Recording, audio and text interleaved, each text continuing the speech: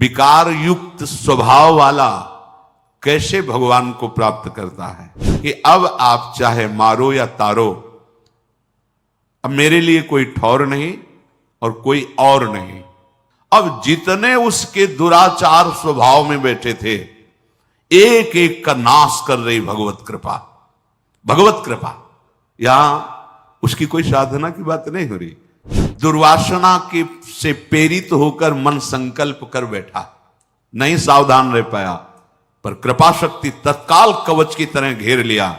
इसके कई रूप हैं, भरी बाजार में पिटवा भी देगी, तो छोड़ने वाली तो है नहीं, ये पक्का। इसीलिए सब निर्भय हो जाते हैं शरणागत कि ठीक है, अगर हमारे कदम भी विपरीत गए तो कृपा शक्ति है ना, वो संभाल लेगी। कह दिया कि तेरी जितनी ताकत हो खींच के दिखा, तेरे जाल में दम है या मेरे जाल में दम है।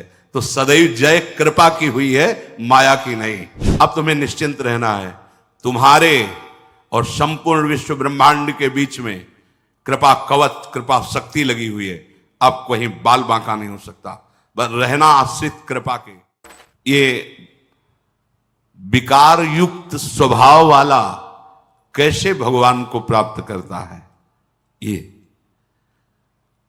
जब ऐसे महापुरुष का संग मिलता है तो मानो पड़ गया उनके चरणों में कि अब चाहे तुम चरणों से प्रहार करो और मुझे तिरस्कृत करके भगाओ, अब हमारी ठौर नहीं है, अब कोई और नहीं है हमारा। ये वृत्ति भी जैसे वो घबराहट भय आई, जैसे हृदय में किसी समर्थ की मांग हुई कि आए और मुझे पकड़ ले या मुझे बुलाए और मेरा हाथ पकड़ कर कहे तुम निश्चिंत हो जाओ, ऐसे ही ये वृत्ति उपासक के हृदय में आई कि अब आप चाहे मारो या तारो, अब मेरे लिए कोई ठौर नहीं और कोई और नहीं। ये ध्यान रखना, जब तक कोई ठौर है, कोई और है, तब तक निर्विकारता नहीं आती है, तब तक निश्चिंतता नहीं आती है। एक अद्भुत आनंद। आप एक बार हृदय को तो समर्पित करके देखो गोरे चरणारविंद में, एक बार तो हृदय में लाओ, अब कोई ठौर नहीं, श्री राधा जुग चरण निवास, अब कोई और नहीं, मेरी महारानी श्री राधा रानी, यही सदगुरु हैं, यही हैं गुरु। श्री जी गुरु। हरि हरिवंश भेद नहीं होई, प्रभु ईश्वर जाने सब कोई, दोई कहे ना अनन्यता, दो कहने से अनन्यता नहीं बनती। जो प्रभु की कृपा से ऐसा संग मिल गया, अब उसके हृदय में प्रतिपल एक उमंग आने लगती है। मैं कैसा अधम नीच, मुझको कितना उत्तम सौभाग्य मिला। अरे मैं वृंदावन वास कर रहा हूं, मैं सत्संग सुन रहा हूं, भगवान नाम जप कर रहा हूं, साधु समागम, अहो हमारे ऊपर अपार कृपा। वो प्रतिपल ऐसे विचारों में खोने लगता है। भगवत कृपा पात्र का हृदय कैसा होता है, ये प्रारंभ से देखिए, बुरे आचरणों में था, बुरा स्वभाव था, ऐसे ऐसे। अब उसके हृदय में एक नई उमंग आने लगती है, कितनी हम पर कृपा है। जहां ये बात उसके हृदय में आई तो भगवत कृपा अपना काम करने लगी। मत चित्ता सर्व दुर्गाणि मत प्रसादात तरिष्यति। अब जितने उसके दुराचार स्वभाव में बैठे थे, एक एक का नाश कर रही भगवत कृपा। भगवत कृपा, यहां उसकी कोई साधना की बात नहीं हो रही, भगवत कृपा कर।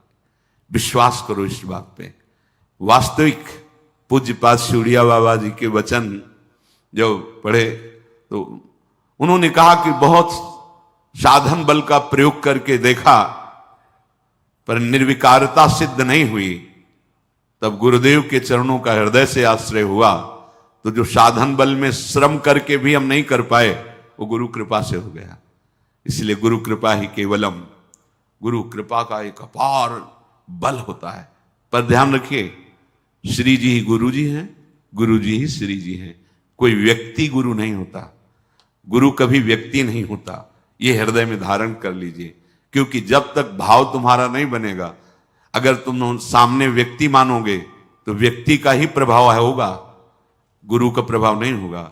अगर गुरु साक्षात परब्रह्म तो फिर व्यक्तित्व तो नहीं दिखेगा, केवल परब्रह्म दिखे, और परब्रह्म का सानिध्य पाने वाला परब्रह्म स्वरूप ही हो जाता है। ब्रह्मविद ब्रह्मवि भवति। बड़ी बड़ी कठिनाइयां, जहां बड़े बड़े घुटने टेक देते हैं, गिर जाते हैं, वहां वो कृपा पात्र हंसते हंसते पार हो जाता है। उसको कोई प्रयास नहीं करना पड़ता, ये पक्का पक्का। कई बार जीवन में ऐसा दिखाई दिया बाद में कि अरे वो तो फिसलन थी, अगर प्रभु वहां से ऐसे ना बचाते तो फिसल गया था। बाद में अनुभव हुआ कि अरे हम जिस मार्ग में जा रहे थे वहां तो काई थी, फिसलन थी, अरे भगवान कैसे कृपालु, कैसे मोड़ लिया। वो इतने कृपालु के उस समय अनुभव भी में क्लेश नहीं आने देते, वो बाद में अनुभव कराते कि वो क्लेश का मार्ग था जिधर तुम्हारे कदम मोड़ रहे थे। उपासक निहाल हो जाता है। प्रभु क्षण मात्र का विलंब नहीं करते। माया जब आक्रमण करती है तो क्षण मात्र का विलंब नहीं करते। भगवान समस्त संकल्पों की सिद्धावस्था है। साधक के हृदय में गलत संकल्प बना कि उनकी कृपा शक्ति आकर के घेर लेती है, कहीं उसका अमंगल नहीं होने देती। ये बिल्कुल अक्षरशः सत्य समझो। जो इस मार्ग में चल रहे हैं वो खुद अनुभव करें हृदय में। दुर्वासना के से प्रेरित होकर मन संकल्प कर बैठा, नहीं सावधान रह पाया, पर कृपा शक्ति तत्काल कवच की तरह घेर लिया। इसके कई रूप हैं। भरी बाजार में पिटवा भी देगी, तुम्हारा घोर अपमान करवा देगी, तुम्हें ऐसा करवा देगी कि आपको लगेगा संसार में मुंह दिखाने लायक नहीं। हाँ, अब चलो हरि का मुख देखो। संसार के मुख दिखाने के लिए तुम्हारा जन्म नहीं हुआ, तुम्हें हरि का मुख देखने के लिए जन्म हुआ है। कृपा के बहुत से स्वरूप हैं। अगर आप भगवत शरणागत हो रहे हैं, थोड़ी मनमानी शुरू कर दी है, तो ध्यान रखना कृपा का मृदु से मृदु भी विधान हो सकता है और कठोर से भी कठोर विधान हो सकता है, पर होगी वो कृपा ही। जो भगवत कृपा है वो कुसुम से भी कोमल विधान कर सकती है और वज्र से भी कठोर विधान कर सकती है। तैयार रहना। ये वज्र से कठोर विधान उसी के लिए होता है जो अहम से युक्त होकर के मनमानी आचरण के लिए कदम उठाता है। तो भगवत कृपा फिर कठोर विधान की रचना करती, क्योंकि अब तुम बच नहीं सकते। कृपा का विधान लागू हो चुका है, अब तुम देखो यही है, इसी को कृपा कहते हैं। अब तुम बच नहीं सकते, माया के फंद तुम्हें फंसा नहीं सकते। अब तुम्हें डूबना पड़ेगा प्रेम में, अब तुम्हें डूबना ही होगा भजन में, अब तुम्हें डूबना ही होगा भगवान के नाम रूप लीला गुण में, क्योंकि आप तुम शरणागत हो गए तो कृपा का अब विधान लागू हो गया। तो काहे को वज्र से कठोर विधान को आप स्वीकार करोगे? भोगना पड़ेगा। वो ऐसी कृपा है पक्का, ऐसी स्थिति पैदा कर देगी कि केवल एक मार्ग रहेगा, हरि शरणम। बहुत फिर जलोगे। इसलिए अभी बुद्धि है, होश में हो जाओ तो कुसुम से भी कोमल विधान करने वाली कृपा प्रभु तक पहुंचा देगी। और अगर आप मनमानी करेंगे तो छोड़ने वाली तो है नहीं, ये पक्का। इसीलिए सब निर्भय हो जाते हैं शरणागत कि ठीक है, अगर हमारे कदम भी विपरीत गए तो कृपा शक्ति है ना, वो संभाल लेगी। तो वो पुचकार के फिर नहीं संभालती, जैसे पुचकार के समझाया जा रहा है, तो वही कृपा शक्ति से ये सत्संग मिल रहा है, वही कृपा शक्ति कोई ना कोई आ जाएगा पक्का।